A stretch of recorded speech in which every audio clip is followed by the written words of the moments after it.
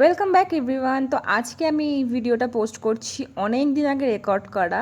তোমরা সবাই জানো নভেম্বর মাসে জগদ্ধাত্রী পুজো হয়, সেখানে বাগবাজার আয়োজন করে একটা বসে আঁকো আলপনা প্রতিযোগিতা। দূর দূর থেকে অনেক শিল্পীরা আসে নিজের আঁকার যে প্রতিভা সেটা প্রকাশ করতে। আমি এই নিয়ে দ্বিতীয়বার অংশগ্রহণ করছি, আর পুরোপুরি অপ্রস্তুতভাবে।